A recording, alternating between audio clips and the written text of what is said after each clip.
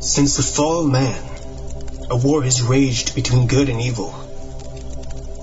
Over the centuries, this war has distorted the truth. Now the truth is perceived as lies, and lies acknowledged as truth. To this day, the battle continues as we investigate and debate the truth behind the history and mystery of the universe. We are Paratruth Radio.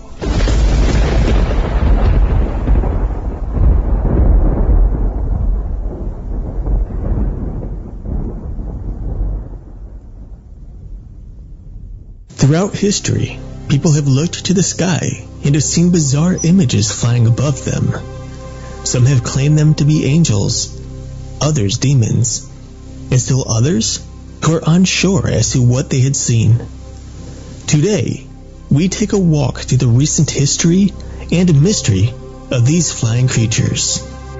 Now Paratruth presents, it's a bird, it's a plane, it's the Flying Humanoid, with special guest, Ken Gerhard. Hello folks, welcome to Paratruth Radio. My name is Eric. And I'm Justin.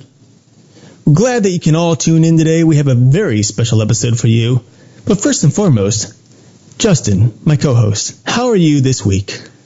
I am doing pretty fantastical. How about yourself? I'm doing just fine and dandy. I'm kind of excited about this episode today. I am too. It's an interesting collaboration of different stories that he came across. Today, we will be speaking with special guest Ken Gerhard, who wrote the book Encounters with Flying Humanoids.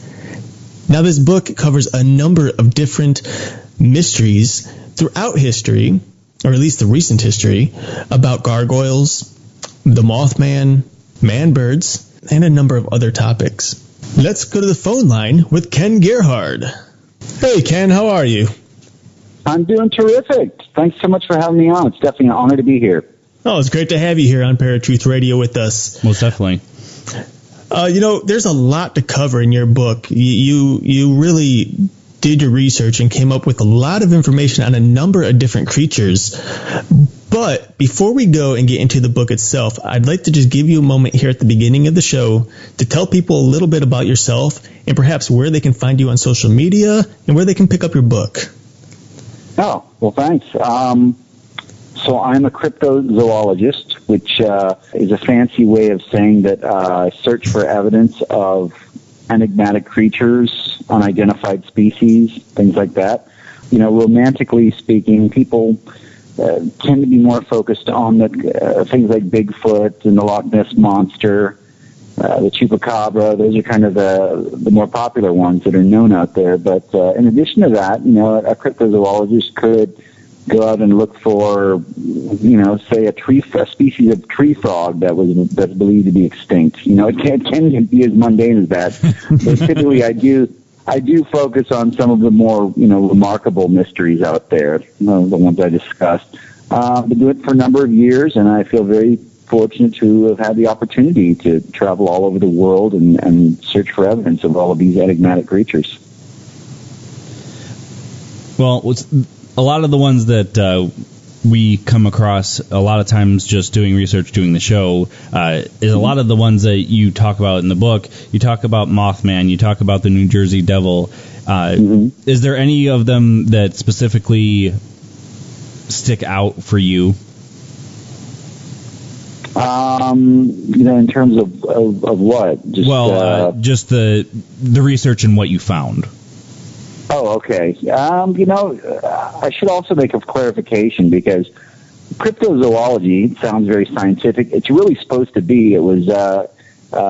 It's a field that was kind of started by a zoologist named Bernard Hogelmans back in the 1950s and 60s, and he always wanted it to follow a very scientific, rigorous kind of trajectory, and it's based upon the principles of traditional zoology as well as paleontology and so forth, the fossil history. But there's kind of a fringe area of cryptozoology that's evolved over the the years that deals with more of these really fabulous types of creatures like the Mothman, the Jersey Devil.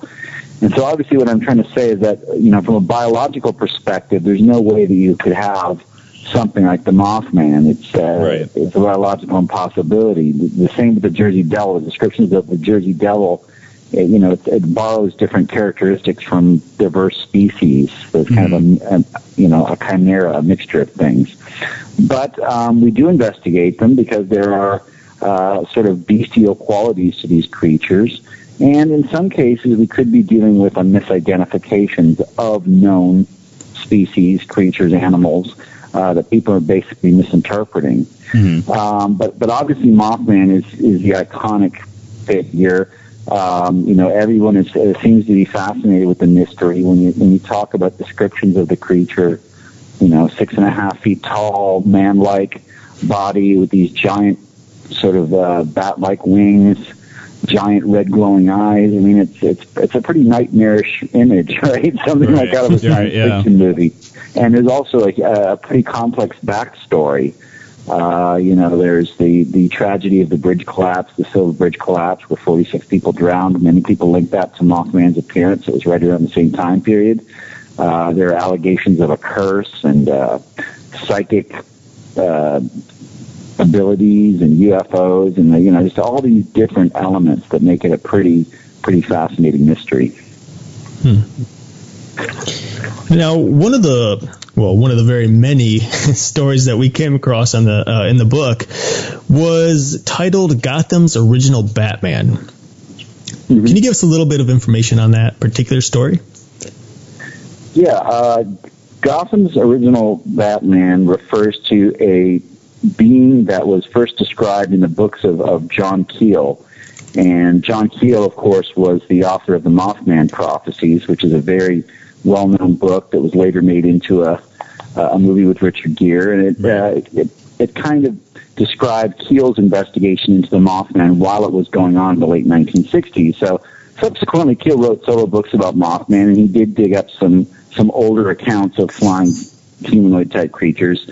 And the Gotham City's Original Batman is kind of my sort of way of describing it. But in 1877, and these are according to articles that appeared in the New York Sun newspaper, back in 1987, a gentleman named W.H. Smith penned a letter to the New York Sun describing this winged humanoid that he had seen flying over Brooklyn on September. And then about 3 years later, in 1880, there were a group of people that were apparently at Coney Island, New York, and when they claimed they saw this figure flying through the air at a height of about 1,000 feet, and a very colorful description, a man with bat's wings and quote-unquote improved frog's legs. And don't ask me how, but apparently they claimed that they could see the face of this creature from about 1,000 feet away, and that it looked like a man with a cruel and determined expression. So a very vivid description there. And so he had these wings, and he was kind of flying overhead. And so that's kind of a flying humanoid account from the late 19th century and over New York, which obviously had a big population even back then. So you wouldn't really expect to see something like this in such an urban area. But there are many newspaper articles from the late 19th, early 20th century that describe kind of fabulous creatures of all kinds, and I deal with this throughout my field. And you always have to be a little bit reserved in terms of looking at those articles, I think, because I always try to explain to people, I think newspapers back in that day and age, they were really more about selling large volumes of papers as opposed to telling, accurate or reporting accurate news. So oftentimes the writers of these newspapers were charged with kind of coming up with colorful stories that would get people's attention. So it is a good story. There could certainly be some grain of truth behind it. But again, always cautious when looking at some of those very, very old reports and accounts, particularly the ones from newspapers. Right. Mm-hmm. Well, I think you kind of answered Eric's next question, because he was going to ask about how could they see a man's face from 1,000 feet up in the air. So yeah, it kind of is odd that he was able to describe a face that was 1,000 feet away. Yeah, that doesn't make a lot of sense. Maybe people had better vision back in the 70s. Well, then you have to start wondering, how much is it that they're really seeing and how much is just their imagination? We see stories left and right, even today, where as time goes on, stories seem to change and become more and more descriptive than what they originally were. And I don't know, it's just very interesting to me to think, what really did happen at this point? What did people really truly see? And is there any real true explanation behind it? Yeah, well, you also have to consider the writer for the newspaper, again, may have taken an account and embellished it or sort of taken some license with it in terms of how he was going to present the information. Right. So you're right, that it doesn't seem to make a lot of sense. But, the larger point being that, Mothman is very well known, of course, but there do seem to be accounts of flying humanoids that date back, centuries and, even thousands of years if you look at some mythologies around the world. Mm-hmm. So it is something that's been with us a long time, whether we can prove that it's happening or not. Right. People do talk about it. Right. Well, you mentioned the Batman a couple of times. There was one that showed up in Houston. There was one in New York. There's also accounts of gargoyles. Do you think this particular set of humanoids is connected somehow? Well, I tried to, in the concluding chapter, I tried to discern some patterns, and it was very difficult. Really, the only things that we could find were that there are accounts of UFOs that are often associated with these beings or creatures, or at least, in the same areas, same time periods, and so forth. Mm-hmm. There is an underlying theme of, the possibility that these beings might represent harbingers or omens of cataclysmic events or death or, serious illness and so forth.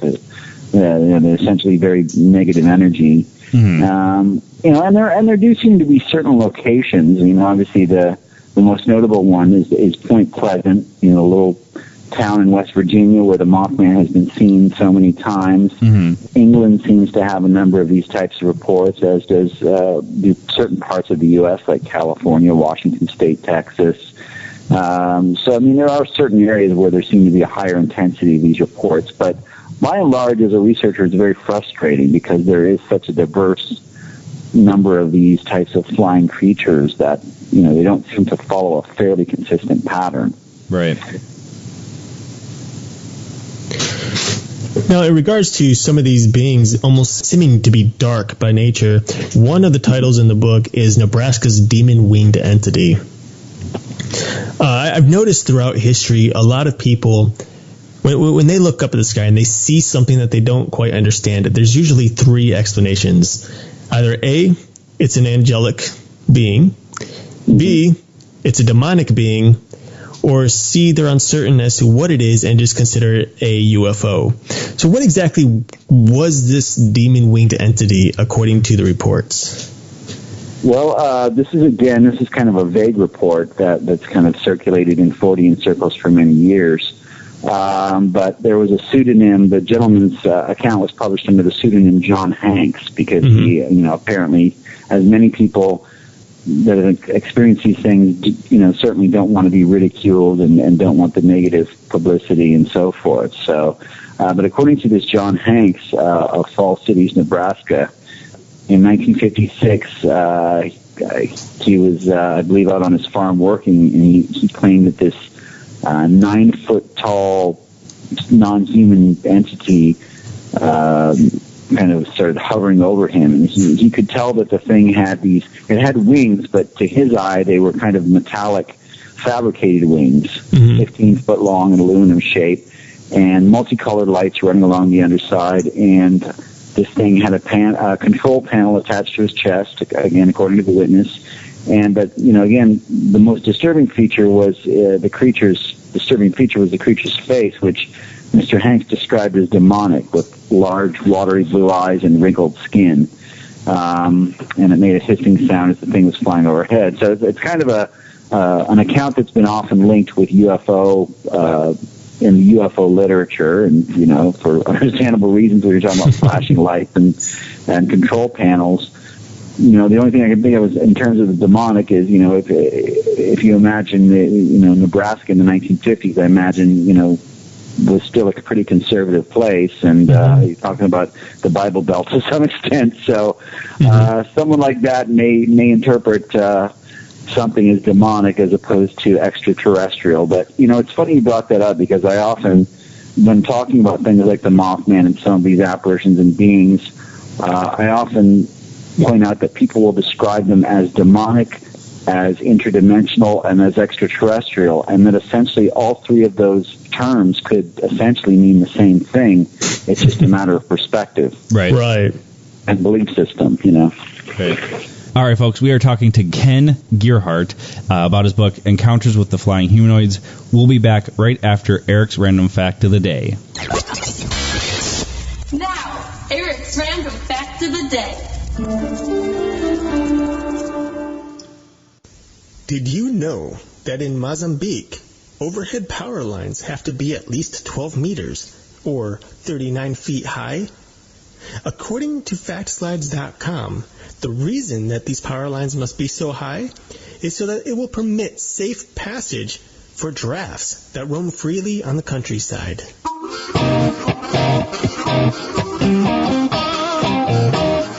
This was Eric's Random Fact of the Day.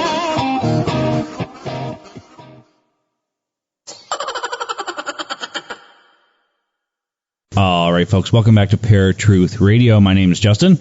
And I'm Eric. And we've been talking to Ken Gerhard about his book, Encounters with Flying Humanoids. Now, Ken, before break, we were talking about how demons, extraterrestrials, interdimensional creatures kind of are probably interchangeable.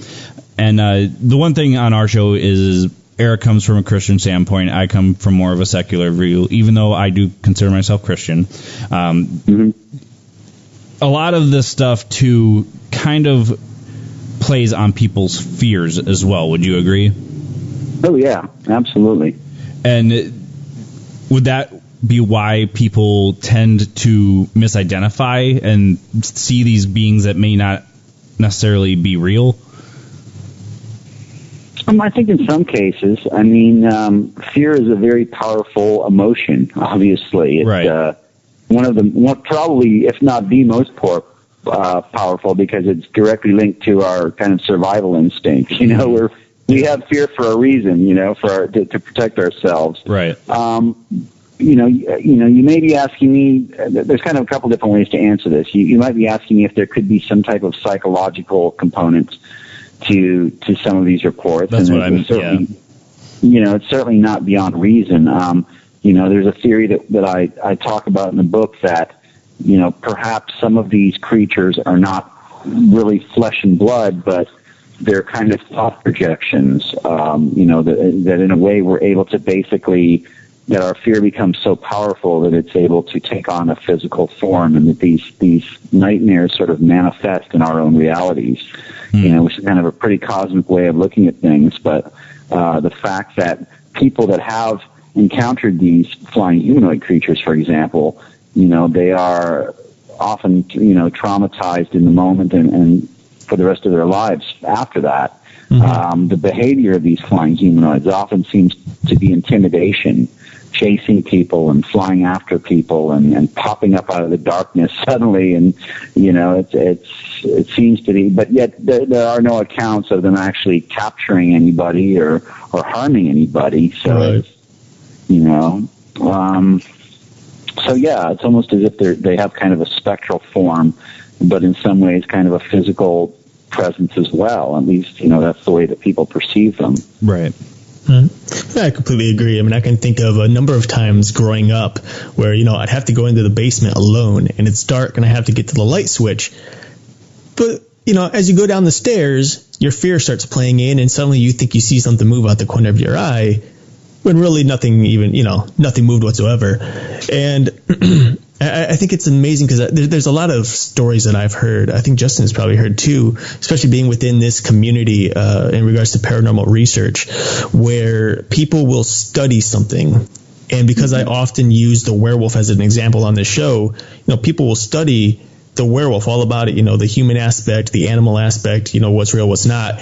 And they claim suddenly, after so many days, weeks, months of research, that they start seeing these creatures within the woods that they drive by on a daily basis, or that the creatures in their backyard, or this or that. And then you begin to question, is it truly, is it truly a physical animal, which, personally, I'm thinking most likely not. Is it a spiritual being? Something picking up on the other side and starting to imitate this imagery to scare these people?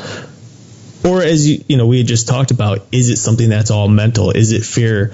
People perhaps giving into that fear and just, like you said, projecting it themselves. And I think in the end, it's really hard to discern and determine what the answer is there. Because I think a lot of people, even if it is mental, they're always going to believe that what they saw was real. Yeah, absolutely. There is the common denominator that can be related to all of these encounters is the observers. There always has to be someone there to observe and experience the phenomenon first and foremost in order for it to have taken place. But there's kind of two ways to look at it. If we're going to eliminate the flesh and blood possibility, and I'm kind of with you there, then yes, it could be something that we project, that either we create these in the dark recesses of our mind and again project them into our reality. Or the other alternative is that there are other intelligences at work. And whether you want to characterize those again as extraterrestrial, ultra-terrestrial, interdimensional, that these other intelligences are essentially using energy to manifest into these different types of spectral forms in front of us. And, the reasons they would be doing this are probably far beyond our comprehension as humans to understand why this is going on. Yeah. But, there are many researchers, again, including John Keel, who I mentioned, who felt that UFOs and poltergeists and Bigfoot and, all those different things that we investigate, these phenomena, were all basically the same, different variations of the same thing. And it was just energy that was manifesting, in different ways that were maybe specific to the observer, to things that would, affect a certain type of emotion or response. Now, when we were talking a little bit about, you had said the misidentification of creatures when people are saying these things. Have you been able to identify animals or maybe even just I don't know, maybe kites in the air, anything that would lead you to believe that these things were just misidentified? No, not really from my perspective, although there are other people that feel strongly that the Mothman, for example, one of the more prominent skeptical arguments about Mothman was that Mothman was in reality an owl. And that people were seeing a very large owl, and their imaginations were taking over. And it's true. Anyone that's driven down a dark road at night and suddenly a big owl takes off in front of you, it kind of startles you. They're big, impressive birds, and you're out in the middle of nowhere, and suddenly this thing kind of flaps its wings and takes off.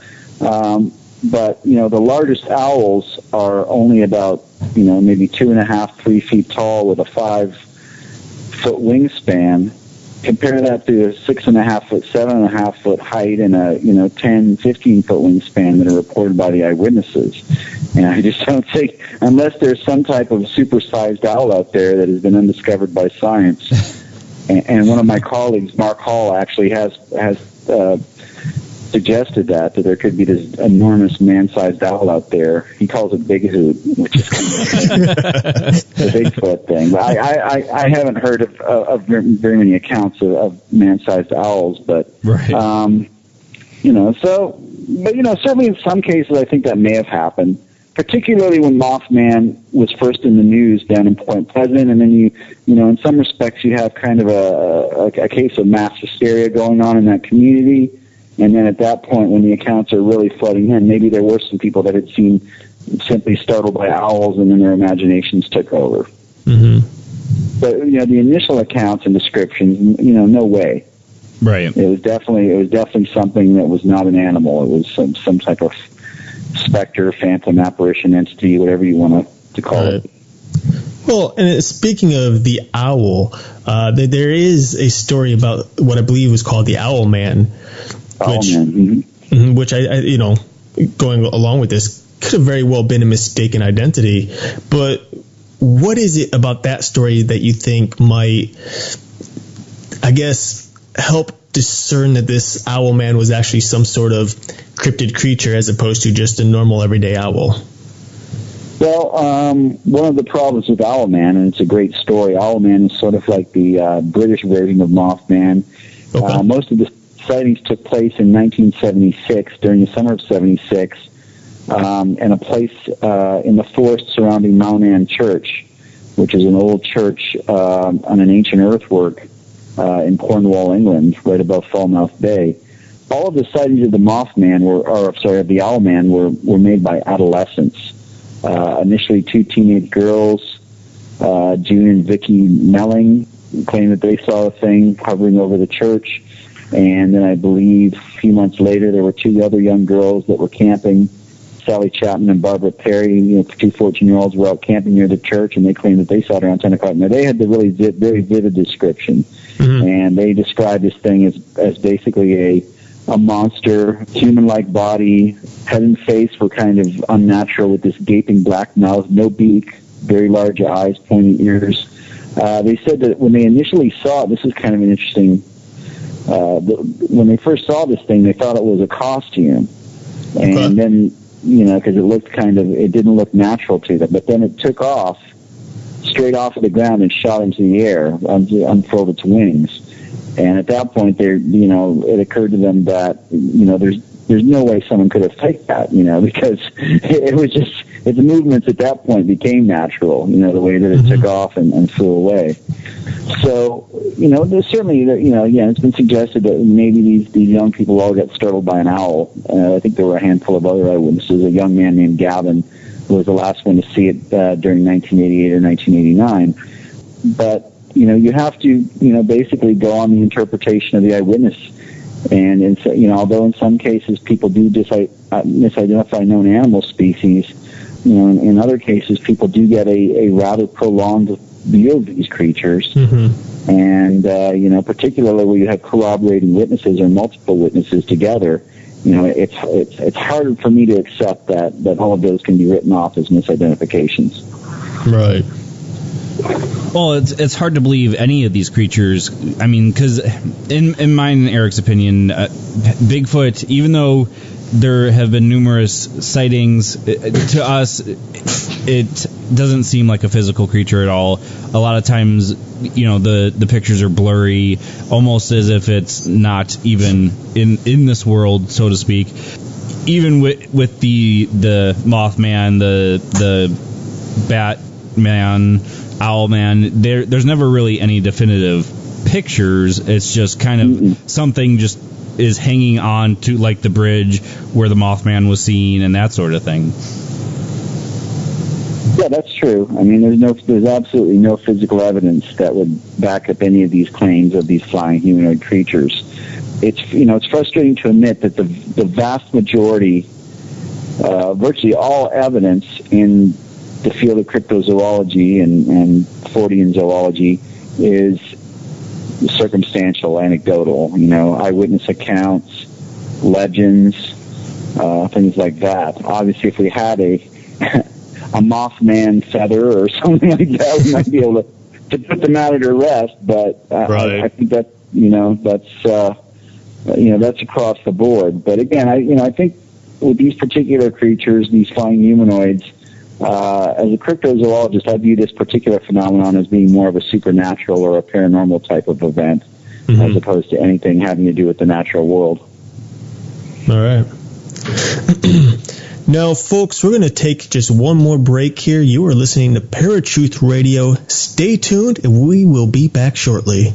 And now, Paratruth Radio's Paranormal Headlines.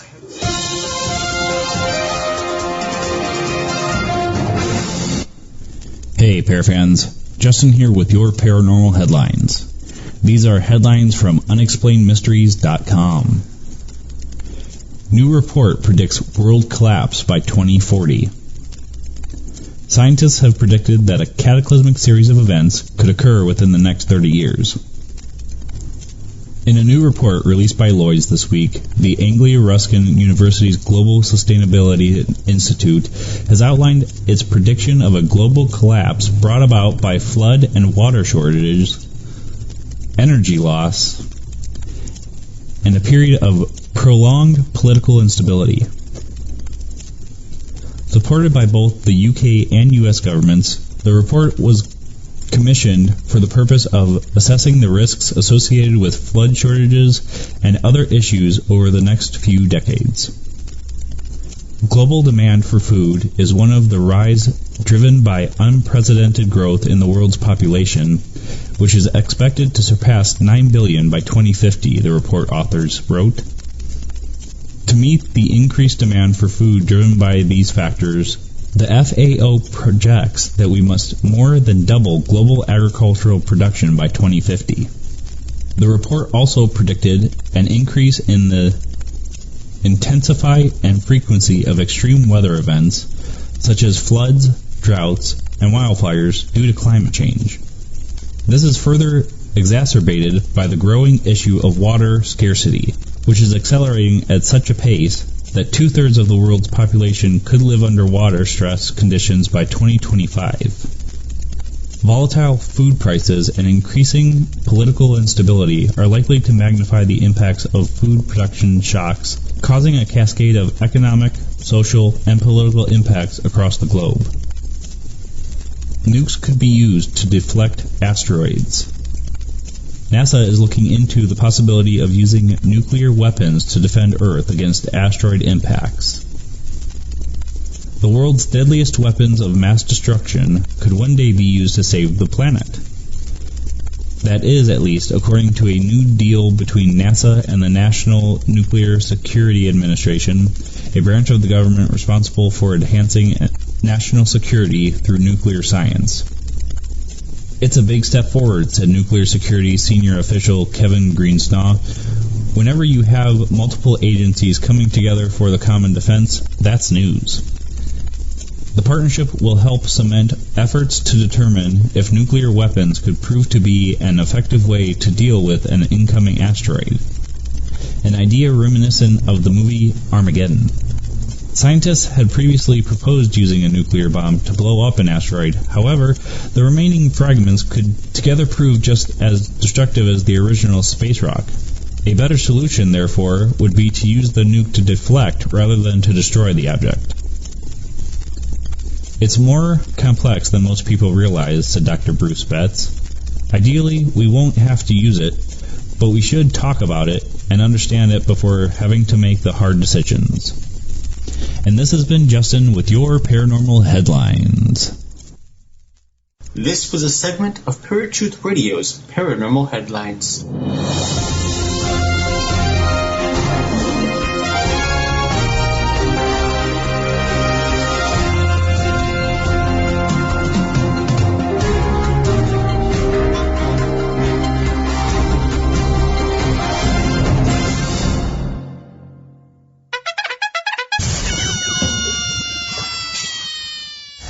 Welcome back, folks, to Paratruth Radio. We are speaking with Ken Gerhard, who wrote the book Encounters with Flying Humanoids. Now, Ken, before we went to break, we were talking about basically how there's a complete lack of evidence to support the creatures in your book, or any cryptid for that matter. Which brings me to not necessarily an interesting question, but it is a question regardless.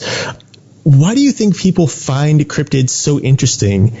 And do you think it's more so that they're gullible when it comes to these stories, or that people just want to believe in something that just seems so far-fetched and out there that they'll do anything to either try to push the story and prove it to be real, or I mean, I don't even know where I'm really going with this, but I mean, it just seems like since there's no evidence, people would just kind of back off of it and let it go. I'm like, okay, it doesn't exist. That's that. And yet we got people like Bigfoot hunters who are out every single day. You know, they got TV shows about it. We have all kinds of cryptid shows on about like monster hunters, for example. I mean, what's the deal, do you think? Well, undoubtedly, there is something to be said for the fact that, you know, we need our monsters. They present a level of or degree of adventure and mystery in our world that, you know, in a life that would otherwise be quite mundane and boring, I think, for a lot of people if we didn't have those types of things. It's the same type of reason that we like to go to scary movies and haunted houses and things. We like to be scared. We like to be thrilled and so forth. But, you know, that being said, you know, as far as, you know, the potential reality of some of these creatures, you know, albeit remote in some cases, I always argue with kind of a 3-point. I have a 3-point argument that I present in terms of cryptozoology, and those 3 points are: one, the world is far less explored than we like to think it is. I've traveled all over the world to 26 countries. I've been to Africa, Australia, South America, and Amazon. You name it. You know, and you know, in the cell phone age, communications and technology are pretty amazing at this point. But that doesn't lessen the fact that half of the Earth's land surface is still remote wilderness area that's completely uninhabited. So there are places in the world for things to hide and to be discovered. The second argument is that new animals are being discovered on a regular basis still. One recent study by Harvard scientists estimated that 1.8 million species have yet to be discovered on planet Earth. And although most of those, 95%, are invertebrates, insects, mollusks, we still discover some pretty remarkable large animals on a regular basis every year, every few years. And then the last argument is that, you know, you have pretty much a mountain of anecdotal evidence. Again, you have, you know, in the case of Bigfoot, for example, 3,000 to 4,000 well-documented sightings by credible people from all walks of life. Legends that date back centuries, and again, all of these descriptions and legends with almost identical physical characteristics. And then moreover, you have in the fossil history, you know, in terms of Bigfoot, you have things that lived, that we know from fossils, that lived hundreds of thousands of years ago that look just like Bigfoot. So when you put all that together, I mean, that builds, at least in terms of that one particular cryptid, a pretty compelling case. So I think you got to look at things like Bigfoot, lake monsters and sea serpents, black panthers, thunderbirds, thylacines. There are a lot of these cryptids that actually have I think a pretty strong probability of existing. But then when you start getting into the wilder things like, you know, flying humanoids, werewolves, and mermaids, now you're dealing with something that doesn't really have a lot of scientific viability. So you have to look at other alternative possibilities, and most of those are going to be more supernatural in nature. Okay. All right. Well, one of the last questions I had was, you just mentioned that we live in the digital age. I mean, any type of information you can think of, you can find with the click of a button. And do you think that with a lot of these creatures, specifically the flying humanoids in this book, do you think that a lot of these creatures are appearing in different areas of the world because of that, or just because it dates back prior to the digital age? Well, probably both. I mean, you know, there are, like I said earlier, if you go back, you can go back to the ancient Sumerians, and, you know, they had some of the first flying humanoid creatures were depicted in their artwork. They're known as the Apkala or the Abgal. So you're talking about thousands of years ago. You know, so you have this, and, you know, you have all of these diverse mythologies and folklores around the world that have similar flying humanoid references. So those go back centuries and thousands of years. So it's a notion that's always kind of been with us. But, you know, certainly in this day and age, I think the fact that you have the internet and all of these websites dedicated to the subject matter, I don't put as much stock in some of the accounts that I see that are posted on different websites and stuff, because it's pretty easy for someone to hide behind the safety of their computer keyboard and say, oh, I saw the Mothman. and, you know, in my backyard yesterday, blah, blah, blah. Back in the 1970s and 80s and so forth, I think a lot of those reports where people actually went to the police, went to the newspaper, and basically went out, stuck their neck out, you know, and you know, those to me, those are very convincing reports, because why would someone, unless they were completely insane, why would they, you know, go out in the public and tell people that they had seen something like that? Yeah. But sure enough, that's what people in the 60s and 70s, many people in terms of the Mothman were doing, calling the police, filing a report, going to newspapers, putting their face on the newspaper article and saying, I saw this thing. I don't care what anybody says. Mm-hmm. So to me, those are very convincing. But, you know, a lot of the modern reports, and there's honestly a lot of websites out there now that I think are just trying to create good traffic. So they have these paranormal stories that they post anonymously with no name and no real information. So I try to avoid those. All right. Well, I've got one last question as well here. Either of you, Ken or Justin, have you ever seen a TV show known as Falling Skies? I've seen the commercials, but You've seen the I haven't seen commercials. the actual show. Okay. No, I've heard about it. I have not seen it, no. Okay. So on this show, this is in regards to how media seems to influence people's minds in times. On this show, there's an alien being known as the fish head. And when I was looking in your book, towards the back, there's a story about a being that Frank Ramirez saw, and he drew an artistic rendering of it. And it amazed me at how similar it kind of appeared to this being on the television show. And I'm just wondering, well, first and foremost, can you tell us a little bit about that story?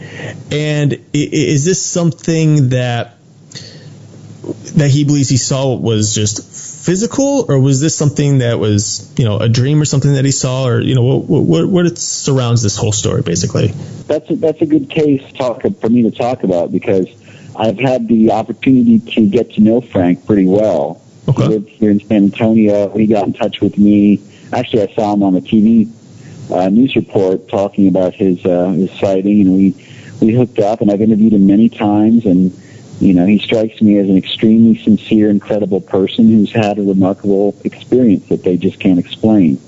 And according to Frank, when he was a young man back in the late 1990s, 1998 to be exact, he was living at his mother's house still, and she was living in a kind of a rough area of San Antonio. And one night he heard a noise in the backyard and went out to investigate, thinking it might be a burglar or something. And he claims that this being was basically perched on the roof of his mother's garage, and it unfurled enormous wings and rose up, and it was just light enough outside because of a full moon and some lighting in the security lighting. He was able to see this thing's face, and yes, it was kind of stretched down into a long, elongated shape. Mm-hmm. It did appear, you know, roughly humanoid, and he said the thing was, you know, the blackest black that you can imagine, and he was terrified and took off running, and, you know, ultimately he collapsed down the street and was found by some friends. But this has had a very profound effect on his life. He's tried to deal with it by drawing and painting what he thinks he saw. Now, Frank has some interesting theories. He believes that this thing that he saw is, you know, he refers to it as one of the Watchers. So I guess he kind of views these things as sentient beings that are from another planet, reality, plane of existence. Mm-hmm. He thinks that many of them live under the ground, that they come from the inner earth, and that, you know, that they essentially have been with us, for hundreds of thousands of years. Now, beyond that, I'm not sure that he or anyone else can, even begin to speculate what their real, true intentions are. Mm-hmm. I guess they are primarily, as he said, kind of observers, and perhaps in some ways meant to interact with us, to guide us, or sometimes to terrify us. But there's so many theories, and I tend to be a little bit more, despite the fact that the book seems kind of fabulous and colorful, I tend to be a pretty conservative in my view. I am kind of a show me guy.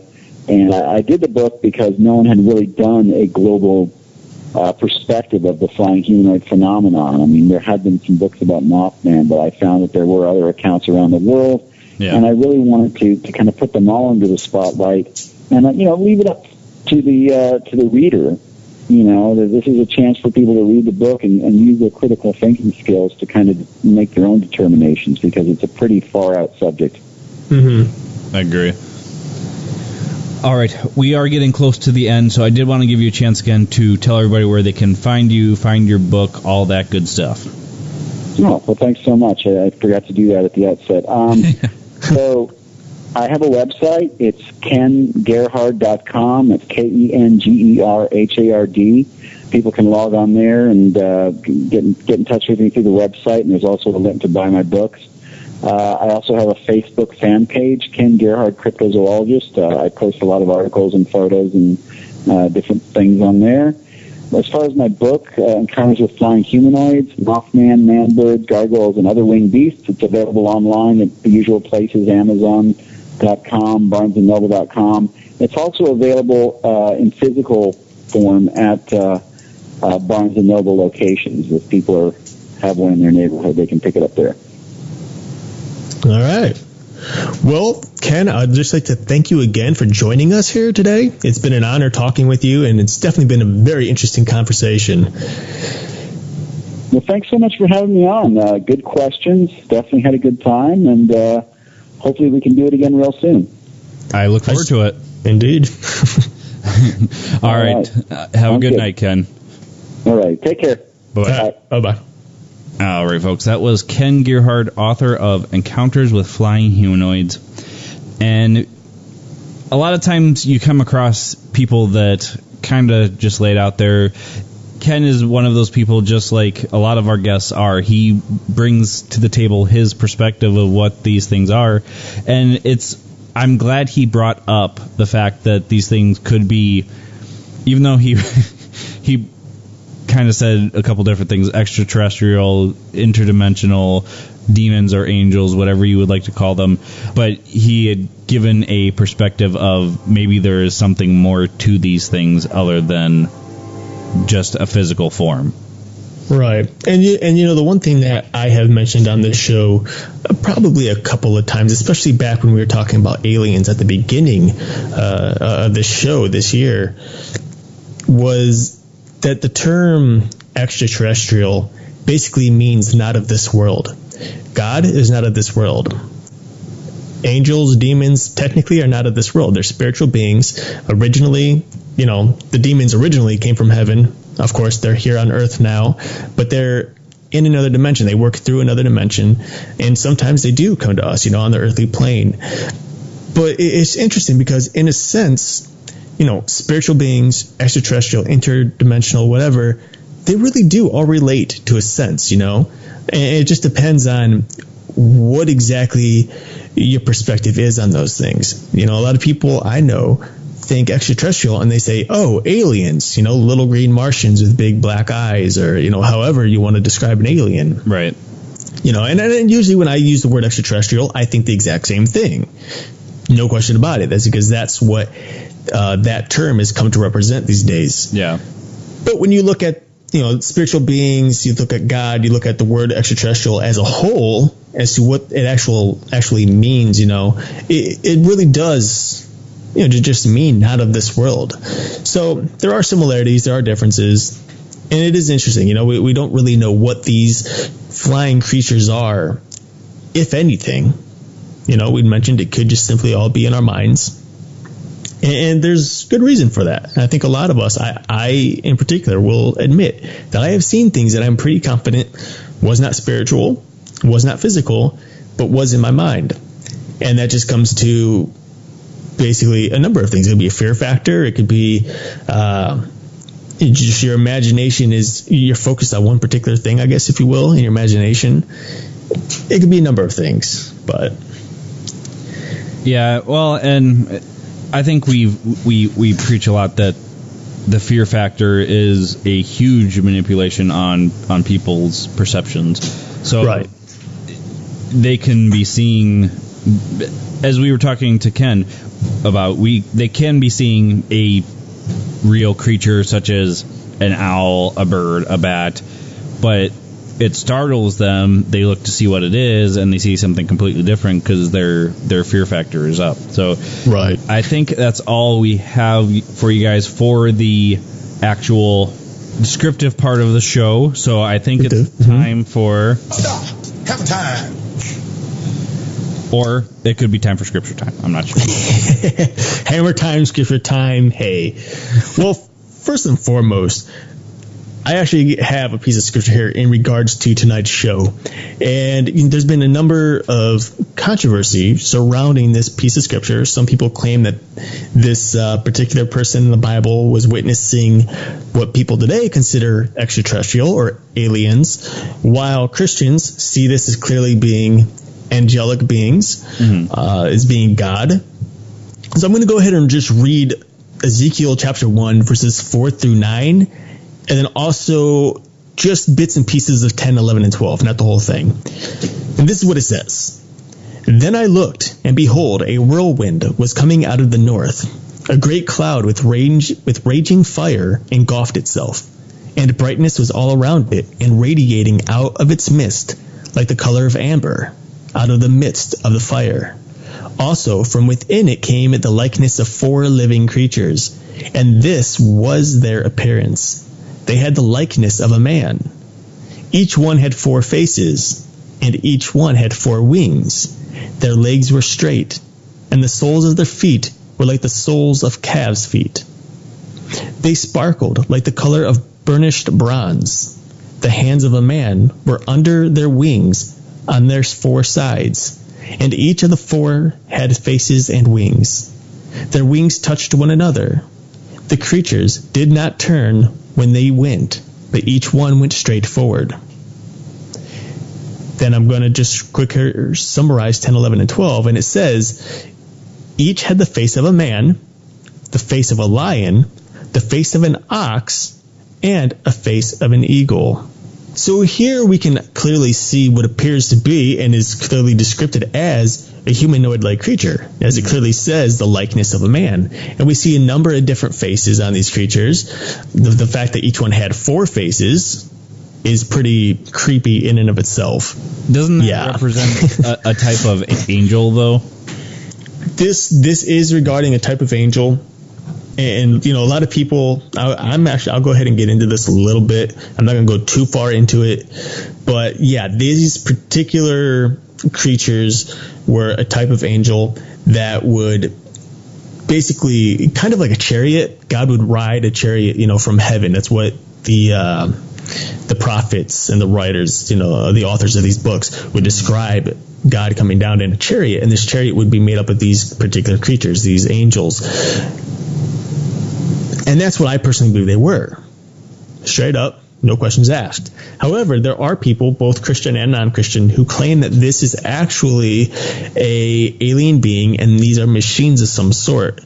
And they claim that these wings are actually helicopter propellers and that these feet and these legs are actually the rails that the helicopter would sit down on. Oh. And stuff like that. And the fact that the color was of burnished bronze, it's saying that it was literally metal. But it's important to note what the scripture is saying here, because obviously if Ezekiel saw that this being was indeed metal, he would say it was metal. But instead he said they sparkled like the color of burnished bronze. He's not saying they were bronze, but they were like bronze. And you actually see the same thing in scripture that I believe it's Isaiah. I'm sorry, I did not look ahead on this one, where he says that, describing God, that he looks as if he has bronze legs and arms. And that's not saying that, God is made of metal. It's just the color in which he radiates, because God is light and he radiates light. And we talk about his throne room and how everything, the throne looks like glass and the floor is glass and looks like rainbows and this and that. And there's so much light and light and light and light and light and a lot of light. I'm emphasizing the word light for a reason. What reason? God is made of light. Oh, I got He is the light of the universe. And in fact, when you look into a number of different histories and theology, Jesus Christ has even been known, per se, as the sun god, which is, of course, the biggest star in our solar system, the brightest star in our solar system that gives light to everything. Right. But yeah, so I just wanted to go ahead and give that little passage. That's Ezekiel chapter 1, verses 4 through 12. And of course, this whole particular chapter talks about this, and that's verses 1 through 28. And it's just simply titled Ezekiel's Vision of God. So you can go ahead and check that out yourself, read the whole thing. If you have any questions or if you have a personal view as to what this passage is telling you, feel free to email us at paratruthradio@gmail.com. I would love to interact with you guys. Just get your views. Try to understand why you think what you think, and just discuss it a little bit. By the way, that came from the New King James Version.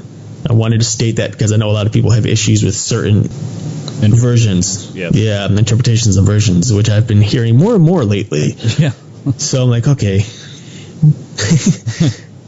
Anyway, so there's a number of passages within Scripture that talk about angels coming from the sky and seeing creatures in the sky and so on and so forth. But these in particular are the ones I decided to go with. In the book of Revelation, it talks about locusts flying, and that these locusts are pretty creepy looking locusts. Yeah. There's all kinds of stuff. But this is the one I thought was most popular, I think, when it comes down to it. And it goes hand in hand with our show today, with our episode. It does. So, on another note, turning away from this particular topic of this episode, there's something that came to my attention this past weekend, or I should say last weekend because it's Sunday. Last weekend, my cousin, that is my co-host Justin here, decided to post our episode entitled Chupacabra, the Vampiric Beast, into a number of different groups on Facebook. That's one thing that you do as a radio show. When you want to get the name out there, you want people to tune in and listen, and you just want to share, the work that you're doing, the creativity that I believe that we do, on a weekly basis. The art, it is an art. You want people to hear it. You want people to tune in and listen. And one of the groups that Justin decided to post to and that we often post to, are Christian groups. We like to target Christians and non-Christians and just everyone as a whole. Everyone's invited to listen, Yeah. Not everyone has to agree. That's why we have this Christian view versus a worldly view, if you will, or a secular view. Yeah, I was trying to refrain from the word secular because not everyone likes that word. But a mainstream view. There it is. But, so anyway, there was one group in particular. I'm not going to mention the group. I'm not going to mention the individuals either. But Justin posted this episode in there titled Chupacabra, the Vampiric Beast. This was a Christian group, and it kind of offended me the way that they responded, because I, being a Christian, expect my Christian brothers and sisters to react much differently than they did. Instead of simply doing the research, learning about the show, maybe even listening to a little bit to see what it's truly about, they lashed out at Justin. They told him that this episode was not Christian and that this show is not Christian. Okay, you have that belief, that's fine. I understand that. But then Justin decided to go ahead and, tell them a little bit about the show, that it is a mainstream worldview versus a Christian worldview. We have two opposing views. It is a Christian show. It can also be considered non-Christian. It depends on how you look at it. It's your perspective. But then they continued on to say, anything with the word vampire is not of Christ, and we are not going to listen to this satanic, I'm just going to say garbage because I don't remember the exact word they used, but they called the show satanic and, in a sense, called us satanic. Yeah. The satanic nonsense. And anyone who listens to the show, if you're just tuning in today, you may have noticed that we didn't get into, we're not trying to tell people, come to the dark side or anything like that. And for people who've been listening for a long time, I think it's very clear that we are not a satanic show. And yes, we talk about Satan. Yes, we talk about demons. We talk about dark things. But there's a reason for that. And it comes from my Christian perspective to show people the truth. That's why we are called Para-Truth Radio, to prove what is true and what isn't true about the paranormal and to show people the light. And it just offended me that these people, these individuals, not the whole group as a whole, but individuals within this group, lashed out at Justin and then threatened to not only delete the show, but then kick him out of the group as well. Same thing happened to a friend of ours, and I'm not going to get into the full story on that, but again, she posted something into a Christian group, and they lashed out at her. And again, regardless of what is true and what isn't true, they handled it wrong and asked her to renounce what she believed was God's calling. Again, whether or not it's truly God's calling or not, I'm not at liberty to say. But then threatened to kick her out of that group as well. Something very serious. Now, yes, it's only been 2 incidents, but the reason I want to speak about it now, in particular to my Christian brothers and sisters out there, is because what and how they reacted is not biblical by any means. John 7:24 says, "Do not judge by appearances, but judge with right judgment." This in particular is regarding our show. Now, I'm not going to sit here and defend our friend, and I'm not going to sit here and defend us per se to say like, hey, these people are completely wrong. Obviously, to each his own. You're welcome to have an opinion. But if you do have an issue with our show, and you don't like it, you're concerned that it's not quite the Christian type of radio network that you would like to listen to, then ask us, like, why exactly is this Christian? And this is the issue I have with it. And if you don't like it and you don't want to listen to it based on a title, all you simply have to say is, I'm sorry, I don't want to listen to anything with the word vampire in it because it scares me. And I feel that God is asking me not to listen so that I do not fill my head with things that, just aren't good for my personal relationship with Him, with God. And it's completely okay. I understand that 100%. Not everyone can handle listening to the paranormal aspect of things. Not everyone can handle demonic conversations about demons. Not everyone can handle it. Is it something that every single Christian needs to hear at some point? Absolutely. It is something that has to be studied at some point, several times throughout the life of a Christian. With that said, in regards to how these people reacted, Matthew 7:3-5 says, "Why do you see the speck that is in your brother's eye, but do not notice the log that is in your own eye? Or how can you say to your brother, 'Let me take the speck out of your eye,' when there is the log in your own eye? You hypocrite! First take the log out of your own eye, and then you will see clearly to take the speck out of your brother's eye." This is in regards to people who just aren't seeing clearly. They're not seeing things clearly. They're slightly blinded by the information they're receiving. And it goes into other aspects. If one Christian is trying to help another Christian in regards to a sin that they're committing, and they want to bring it up to them, you got to make sure that you yourself are also free from that sin before you go and communicate with them, because otherwise you're just a hypocrite. You're telling them to stop something that you yourself are guilty of. Matthew 15:16-18, "If your brother sins against you, go and tell him his fault between you and him alone. If he listens to you, you have gained your brother. But if he does not listen, take 1 or 2 others along with you, that every charge may be established by the evidence of 2 or 3 witnesses. If he refuses to listen to them, tell it to the church. And if he refuses to listen even to the church, let him be to you as a Gentile and a tax collector."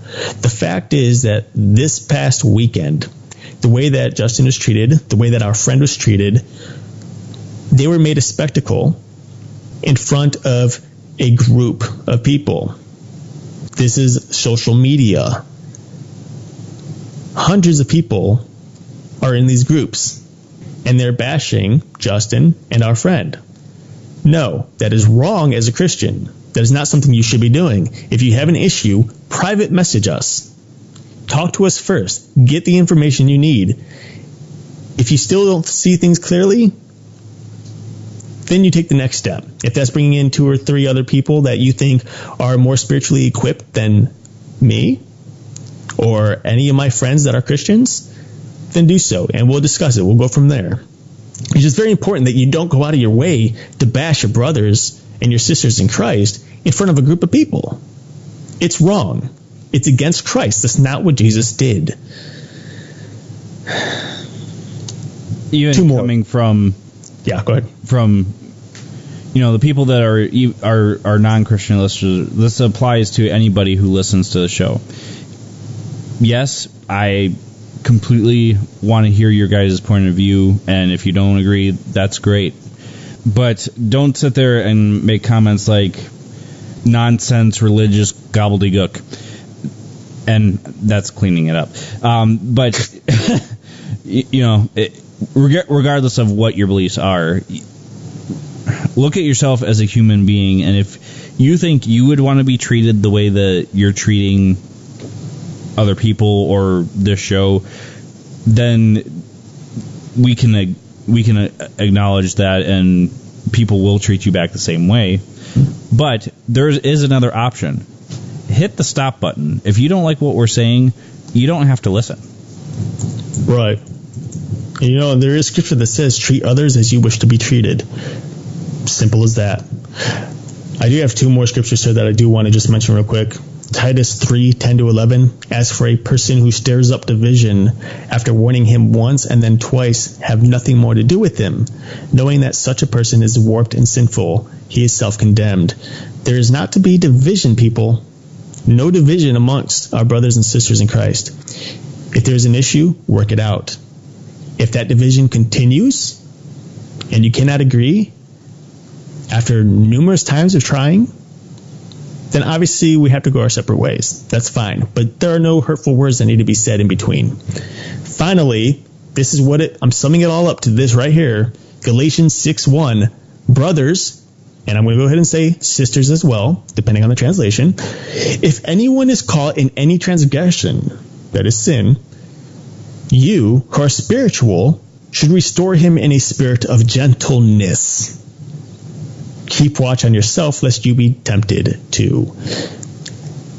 It all comes down to this, folks. If you're going to question me and my cousin, and by the way, if you're questioning my cousin based on this radio show, you're questioning me because, yes, I have the Christian perspective.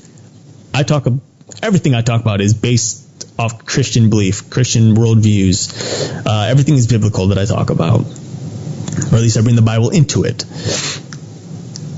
And it's important to have a spirit of gentleness, because if you're gentle and you're kind towards one another and you're willing to discuss these things with a gentle heart, I guarantee that people are going to see each other more clearly. We'll be able to understand each other's beliefs and what we've learned through the scripture, through God, through our pastors, through our teachers. Because obviously not every church is the same. I know there's Christian churches out there teaching things that are just way beyond what the Bible tells, things that should not be taught. And yet we have to come to an understanding that regardless of what they're being taught, we have to discern whether or not these people truly are saved by the blood of Christ. What is their foundation? What do they truly believe? Now, of course, anything else, anything that may be considered sin, anything that may be considered un-Christ-like, that takes you to a different level. That's something that has to be handled one-on-one to begin with. Then again, stepping up from there, 2, 3 people, so on and so forth. But anyway, I'm sorry. I just had to go ahead and, bring this up tonight. I know that not everyone listening was really interested in hearing what I had to say. I know I was interested in hearing. Thank you. You complete me.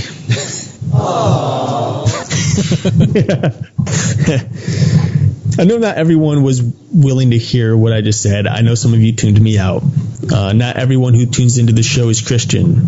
I understand that. I said what I said. You have to take it or leave it. That's completely up to you. God created us all with a free will to choose for ourselves what is true and to choose Him. But for those of you who are Christian, for those of you who are my brothers and sisters in Christ, this is specific for you. Just to be wary, to be discerning, to be careful, to be vigilant. Because you may slip up. The devil is out to steal, to destroy, to kill. He's the liar, the king of lies. He's going to do anything and everything to turn Christians on other Christians, to create division, because he knows that when there's division amongst the saints, amongst the children of God, there's weakness. And when there's weakness, there's infiltration. And when he gets there, he has power over us to an extent. So this is just something, just a warning that I'm putting out there. That's why I had to come up here today and just put this out on the line, talk about it a little bit. But I'm going to stop right there. I'm not going to go and, anywhere else with this. So I'm just going to leave it right there. We did it! We did it! We did it! Yay! All right, folks. On that note, we do have some quick announcements for you guys.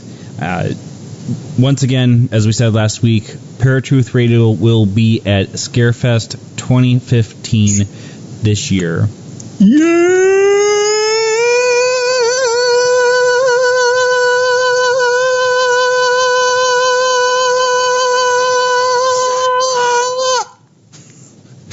I didn't even know you had that. All right, hang on, let me compose myself.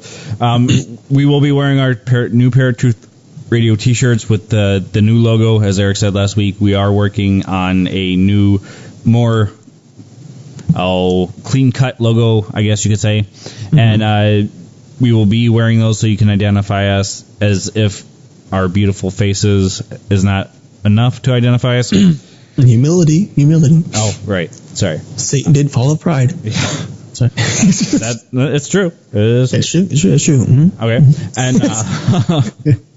And so, yeah, come find us. We are talking about doing a live show there so that you guys can find us. And just to get kind of the word out, too, for you guys that aren't able to be there, what exactly you're going to be missing out on. So... yeah, and Scarefest, that's the hit or miss when it comes to the Christians out there. Probably not the best place for Christians to be, I'll be honest.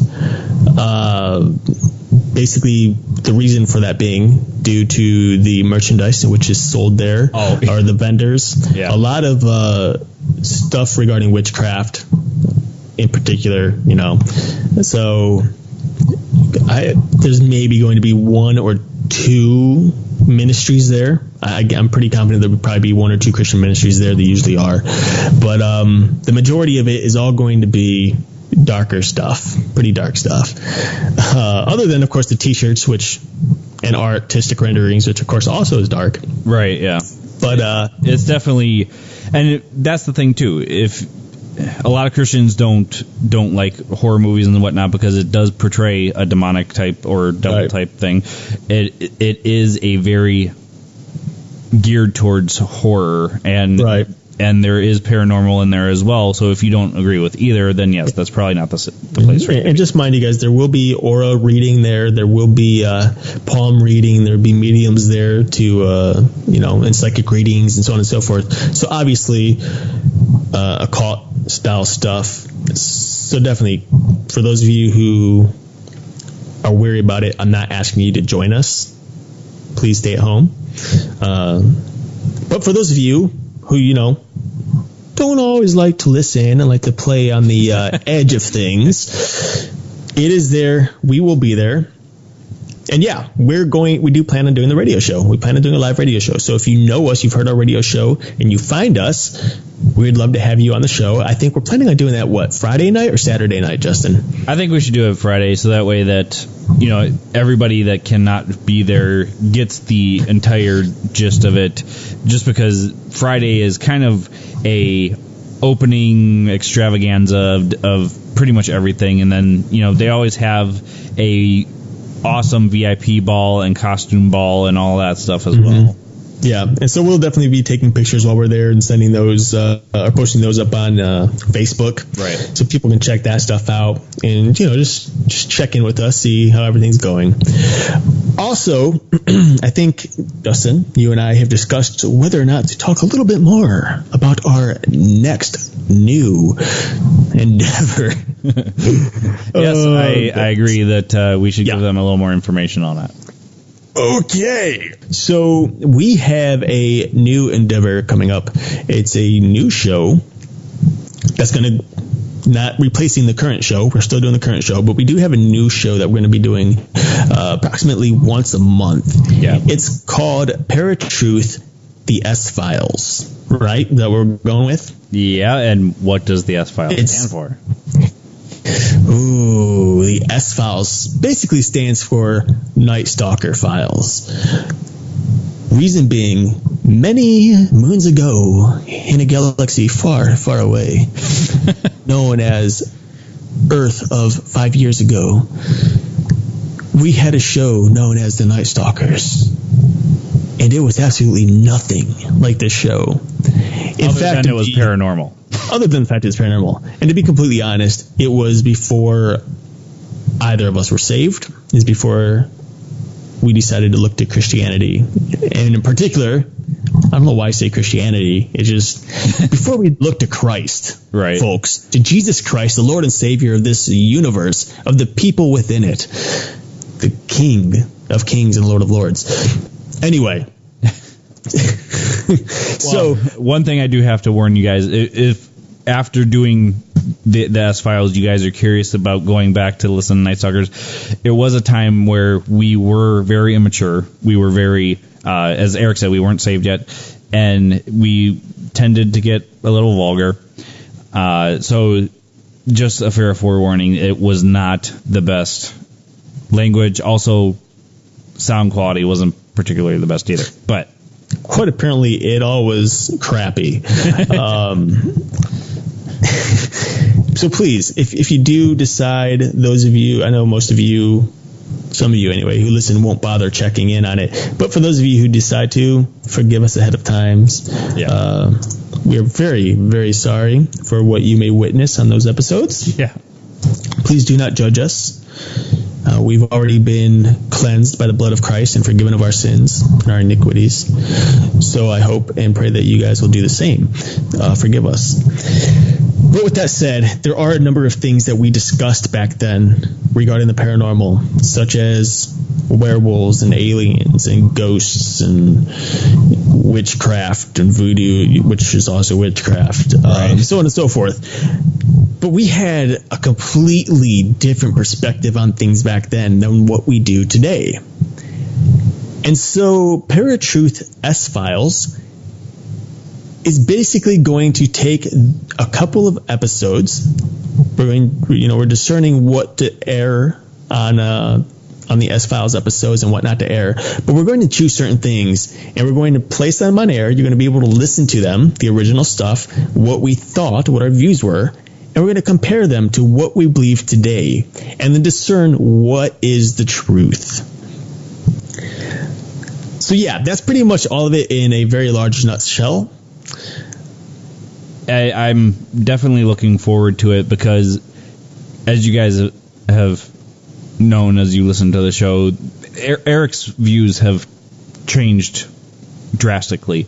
Mine have changed, not all of them, but a lot of them have changed since that program. And I think you guys will be very interested to hear the differences between the two. Not only just our views, but as I'm listening, our voices have changed drastically. You can definitely tell we've matured over the years. So definitely an interesting program to start doing. Yeah, so I hope you guys look forward to that. It'll be fun. We're probably not going to start that for another month or two. We don't want to start that until we get our new logo up for this episode, this show, as well as a number of other small things that we want to take care of before getting everything up and running. But we are in the pre-production for all of it. We just want to give everyone the heads up. So, yeah. There you go. That's what I call a psychic reading. That's looking into the future. Boom. There you go. No, that's psychic. That's bad, guys. Yeah. Don't. And it's kind of like, I don't know. It's not psychic. No, that's just us telling you what we plan on doing. God willing, because plans change. So, True. Anyway, we're just rambling on now because we're just having fun talking about anything and everything. Like, for example, there's a bug, and I'm like looking at it like a cat looks at a bug, trying to follow it around right now while talking. All right, folks. Before Eric loses his mind, that is all we got for you today. Next week, we will have on Richard Southall, and he has a book about haunted plantations. So definitely look forward to that show, as well as pretty much every show about with Paratruth Radio. On that note, my name is Justin. And I'm Eric. And we will talk to you guys next week, same time, same channel. Peace. If you enjoyed this episode of Paratruth Radio, and you would like to listen to it again, or are interested in listening to any of our past episodes, then you can listen to them on HD at our website, paratruthradio.com. And you can also find us at Stitcher, Blueberry, TuneIn, iTunes, Spreaker, and YouTube. And of course, like us on Facebook and follow us on Twitter for brand new updates of our show every day.